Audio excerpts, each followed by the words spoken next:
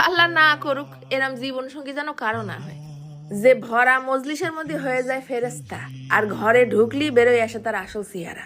স্ত্রীরে প্রমাণ করে মিথ্যাবাদী হিসেবে, আর নিজে হয়ে যায় নিরীহ ভিকটিম।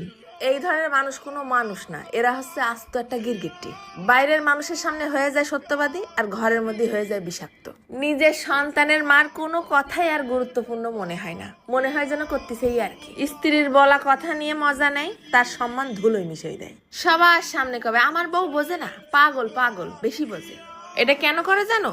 কারণ সে জানে সে যেটা করতেছে সেটা ভুল, তার আচরণও ভুল, কিন্তু সে মানতে নারাজ, এবং সে এটারে সবসময় ধামা চাপা দিয়ে রাখতে চায়। এরকম জীবন সঙ্গী তার স্ত্রীরে পাগল বানায় ছেড়ে দেয়। প্রত্যেকটা কথায় কথায় খুঁত ধরে, এমনকি বাইরের লোক তো দূরের কথা, নিজের সন্তানের সামনেও প্রতি পদে পদে অপমান করে।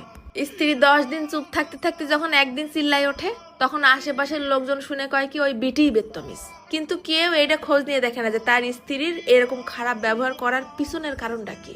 কিডা তার মুখের হাসি কাড়িয়ে নেছে, কিডা তারে আঘাত করতে করতে তার অন্তরটা ভেঙে চুরমার করে ফেলিছে। এটাও কিন্তু একটা মুনাফিকতা, এটাও একটা অত্যাচার। স্বামীর এই ছোট ছোট আচরণগুলো স্ত্রীর ভিতরে ভিতরে মনের থেকে হত্যা করে ফেলে।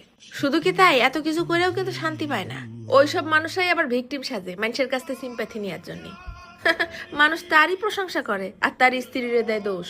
এখন কও, শুধু কি স্ত্রীরাই ছলনাময়ী, নাকি পুরুষরাও দুই চেহারাওয়ালা রং বদলানো গিরগিটি হয়?